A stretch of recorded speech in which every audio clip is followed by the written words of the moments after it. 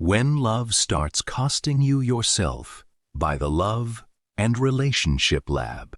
Lady B got used to love to feel like effort, not the healthy kind of effort, where two people stretch toward each other, but the exhausting kind, the kind where she found herself constantly translating silence into meaning, excuses into hope, and inconsistency into "he's just going through something right now."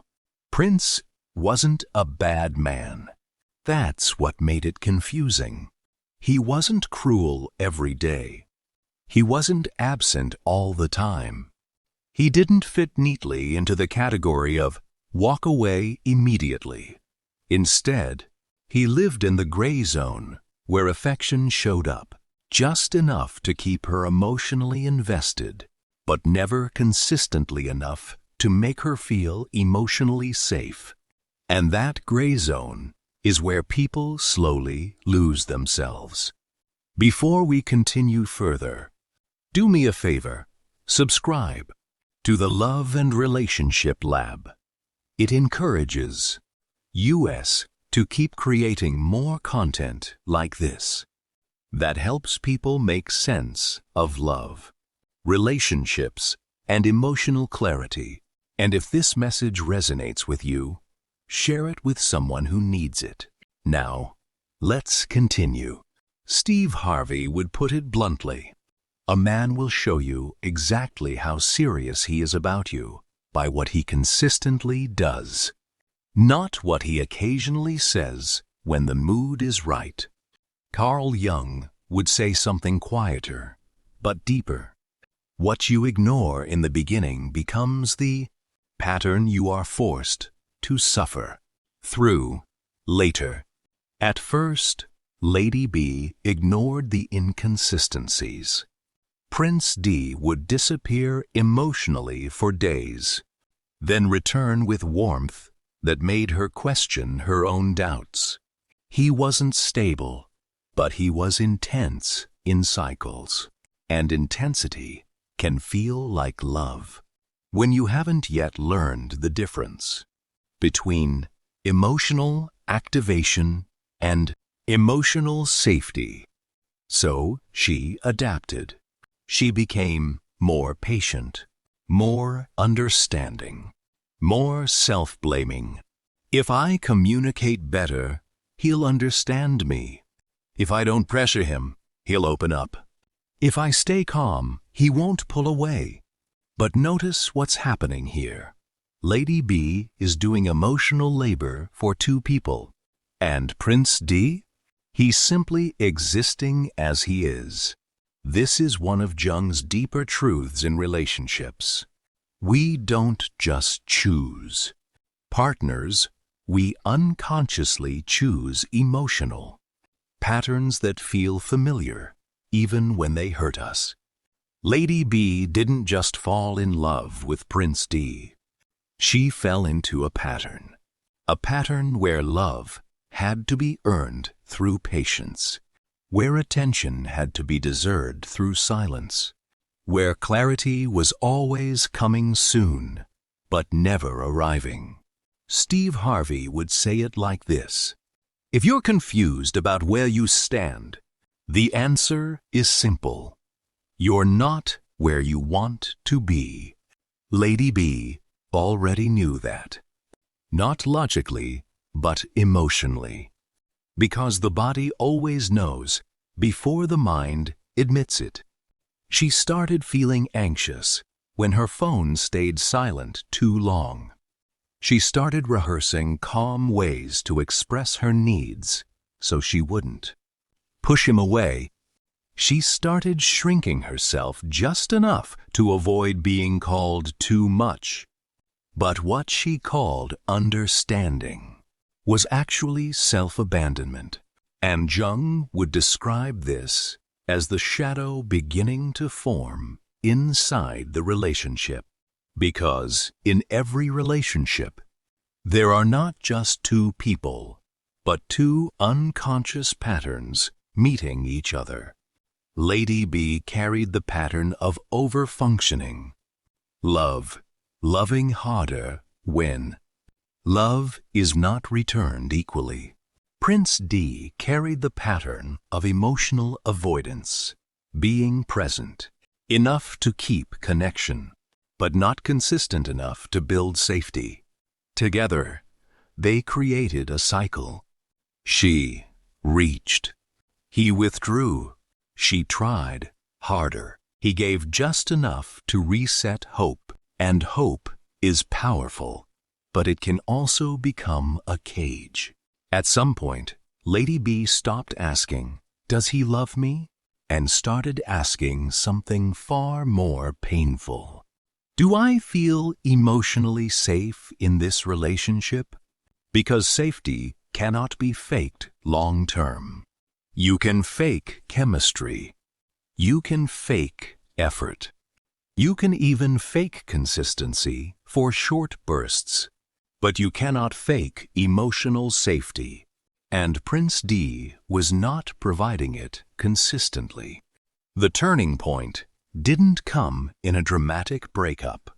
It came in something small. One evening, Lady B opened up about something that hurt her. She wasn't attacking him. She wasn't demanding. She was simply being honest. Prince sighed and said, "You're overthinking it again." That sentence didn't just dismiss her feelings. It dismissed her inner world. And Jung would say, this is where reality interrupts projection. Because now she could no longer pretend she was too sensitive. The real question became, is he emotionally capable of holding me the way I need to be held? Steve Harvey would frame it even simpler. A man who minimizes your feelings is telling you he is not equipped to handle them. That night, Lady B didn't leave, but something inside her stopped negotiating. And that is where most endings begin, not in action, but in awareness. Because once awareness arrives, denial becomes exhausting. She started noticing things she had ignored before. How often she apologized first. How often she adjusted her truth to maintain peace. How often she accepted emotional inconsistency as normal. And then a deeper Jungian question surfaced. Am I in love with this man? Or am I attached to the version of me who is always trying to fix this? Because sometimes what we call love is actually identity repetition. But she wasn't ready to leave yet. Because awareness creates tension, not resolution. And in that tension, fear speaks loudly. What if I leave and regret it? What if I'm asking for too much? What if this is just how relationships are? And that is where we pause this part of this true story of Lady B. Because this is where most people live. Not inside the relationship fully. Not outside of it either. Just suspended between hope and truth. And the real question moving forward is this. Is Lady B responding to Prince D? Or to the part of herself that believes love must always be earned? Through emotional endurance? The man you're waiting on, vs. the man he's choosing to be. Before we continue, please do me a favor. Please subscribe to this channel. By doing so, you encourage us to make more videos and grow this lab. Thank you. Now, let's continue. Lady B didn't leave. Not because she didn't see the problem, but because seeing the problem is not the same as being ready to accept the consequence of it. Because once you admit, this isn't working, you also have to face the next truth. Then what does that mean about what I've been tolerating? And that question is heavy. So she stayed. And Prince D stayed too. But here's what most people don't understand about relationships like this. People don't always leave each other. They just start leaving the relationship emotionally while still staying physically present. Prince D wasn't suddenly a different man. He didn't transform overnight into someone more present, more consistent, more emotionally available. He stayed the same. But Lady B started waking up. And that shift changes everything. Steve Harvey would say it plainly. A man will only change what he is required to change, not what you hope he changes. Prince D was not required to change because there were no consequences strong enough to force him to look at himself. When he pulled away emotionally, Lady B reached in. When he became distant, she became more patient. When he minimized her feelings, she tried to explain them better. And in doing that, she accidentally trained the relationship, not with intention, but with repetition. Jung would call this an unconscious contract. Two people silently agreeing to play roles neither of them ever verbally agreed to. One becomes the pursuer of clarity, Lady B. One becomes the avoider of emotional depth, Prince D. And the more they play these roles, the more fixed they become. Prince D started to learn something without ever saying it out loud. I can give less and still keep her. Not because he is malicious, but because there is no pressure for him to evolve. And this is where love starts becoming imbalance instead of connection. There was a moment, small but revealing. Lady B brought up something again. Something she had already expressed before.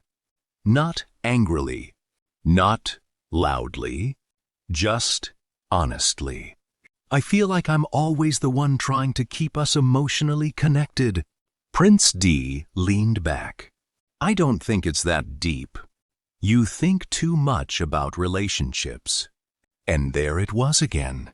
The dismissal disguised as simplicity. Steve Harvey would translate that moment like this. When a man tells you you're too emotional, what he's really saying is he doesn't want to meet you where emotions live. But Jung would go even deeper. This is projection at work. Prince D is not just responding to Lady B's emotions. He is responding to his own discomfort with emotional responsibility. So he externalizes the issue. It's not that I'm unavailable. You're just too sensitive and overthink. And when that narrative takes root, something dangerous happens. Lady B starts questioning her reality instead of questioning the pattern. She starts editing herself instead of observing him. She starts asking, how do I say things better so he understands me? Instead of, why do I need to constantly translate my emotional needs into something acceptable for him? And that is where emotional exhaustion is born. Because love should not feel like constant translation. At this point, Prince D still had moments of affection. He would show up with charm, humor, physical closeness, brief reconnection. And those moments are powerful. Not because they fix anything, but because they interrupt clarity. Lady B would think, maybe it's getting better. But then the cycle would restart. Distance, confusion, silence, self-doubt. Jung would say this is the psyche, repeating an unresolved pattern until awareness breaks it. Because what you don't understand emotionally, you will relive repeatedly, And Steve Harvey would put it even more direct. Consistency is the real love language. Everything else is noise. Lady B began noticing something she couldn't unsee anymore. Prince D was not incapable of connection. He was selective about it. He could be present when it suited him. He could be affectionate when it was easy. He could be engaging when he felt like it. But emotional accountability? That was rare. And that distinction is everything. Because capability and willingness are not the same thing. You can have someone who is capable of loving you, but unwilling to love you in the way you need. And that creates the most painful kind of relationship. Not absence, but partial presence. Lady B started pulling back slightly, not as revenge, but as self-preservation. And that's when something interesting happened. Prince D noticed, not because she said anything different, but because her emotional availability changed. She stopped over-explaining. She stopped chasing clarity immediately. She stopped smoothing every uncomfortable moment. And suddenly, Prince D became slightly more attentive again. He would ask, "You good? You've been quiet lately." But notice something important. He responded to distance, not to need. He reacted to withdrawal, not to vulnerability. And Jung would call this a crucial insight. Some people don't respond to your feelings. They respond to your absence. That's not love. That's pattern recognition. Steve Harvey would say, if he only acts right when he feels you slipping away, then he's not committed. He's conditioned. And now Lady B is standing in a very different emotional space than before. Because now she sees the pattern clearly. When she gives more, he gives less. When she asks for more, he withdraws. When she pulls back, he briefly returns. This is not connection. This is emotional push and pull conditioning, and it creates addiction disguised as love. But awareness is not yet decision. She is not free yet. She is awake, but still attached. And this is the dangerous middle ground, where truth is visible, but fear is still louder, because now she knows, if nothing changes, this will continue. And if she leaves, she loses the hope of what it could be. Part 3. The moment you stop negotiating with your own pain. Lady B didn't wake up one day and suddenly decide to leave Prince D. That's not how it usually happens. People don't leave relationships the moment they see the truth. They leave when they finally stop arguing with it.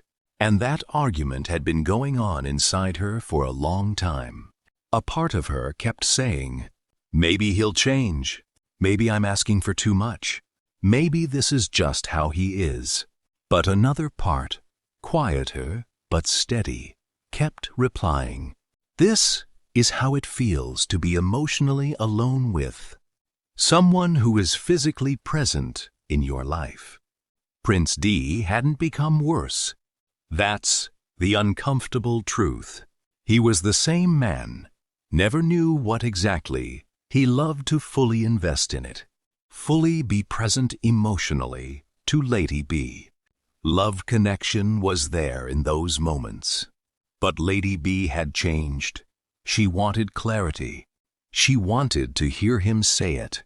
That I love you, Lady B. That I choose, my lady. That be mine, now and forever. She could no longer unsee the pattern. inconsistency dressed as personality, emotional distance explained as just how I am, care that appeared only when she pulled away, affection that never turned into stability. Steve Harvey would say it like this: stop calling it potential when it keeps failing you in reality.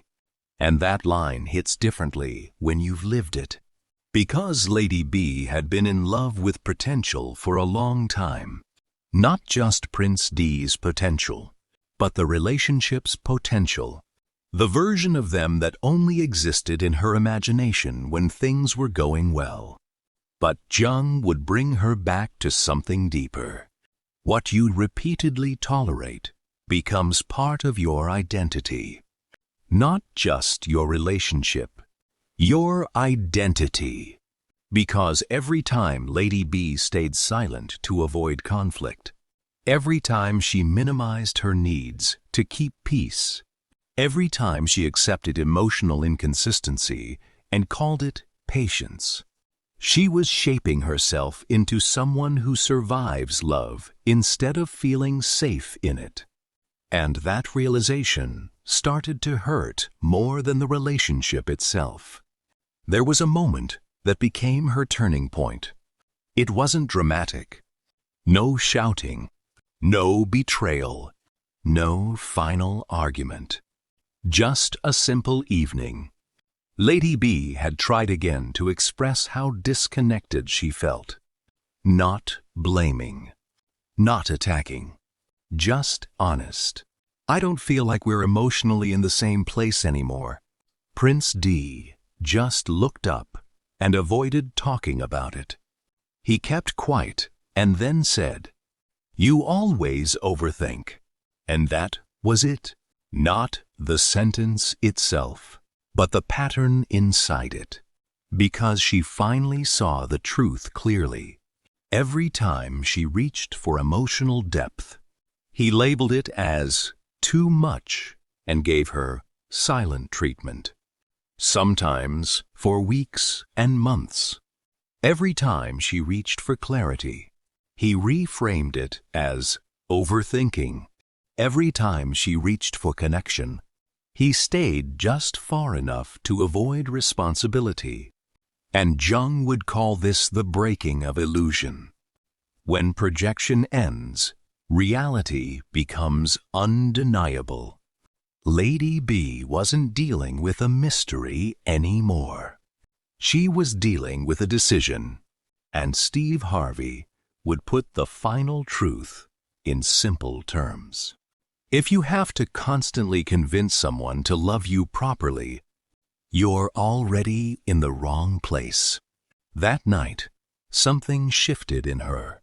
Not anger, not sadness, clarity.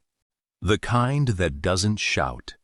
It just quietly ends confusion. She stopped asking, "How do I fix this?" and started asking, "Why am I trying to survive something that should feel safe?" That question changes everything. Because love is not supposed to feel like emotional survival. And Jung would frame this moment as individuation, the process where a person stops abandoning themselves to maintain attachment. Lady B realized something painful but freeing. Leaving Prince D wouldn't just be leaving him. It would be leaving a version of herself that kept accepting less than she needed. And that is why it is so hard. Not because of the person, but because of the identity built around the relationship. The woman who stays. The woman who understands too much. The woman who waits. The woman who adapts. Letting go of Prince D meant letting go of that role. And roles feel like identity, even when they hurt us. So, she didn't rush. She didn't explode. She didn't perform a dramatic exit. She simply began to detach emotionally from what she could no longer justify. Less explaining, less chasten, less hoping, and more truth. And when she finally did speak clearly, it was not an argument. It was a statement of alignment. I can't stay in a relationship where I feel alone while I'm in it. Prince D didn't fully understand. Or maybe he did, but didn't have the emotional language to respond to it. He said something like, "You're making it bigger than it is." But Lady B no longer needed agreement, because clarity doesn't require permission. Steve Harvey would say, once a woman is done explaining herself, she's already emotionally gone. And Jung would add, when consciousness arrives, unconscious patterns lose power. Lady B wasn't confused anymore, and that was the real ending, not the breakup. The clarity, because confusion keeps people trapped longer than love ever does. And for anyone watching this who sees themselves in Lady B or Prince D, here is the truth. You don't leave just because things are hard. You leave when staying requires you to abandon yourself. And no relationship is worth that cost. Not even one with love in it. Especially not one without safety in it. If this message resonated with you, don't forget to support the Love and Relationship Lab. Subscribe to the channel. Like this video and share it with someone who needs clarity in their relationship. Because somewhere out there, someone is staying in confusion when they deserve peace, clarity, and emotional safety. And your share might help them find it. See you in the next one.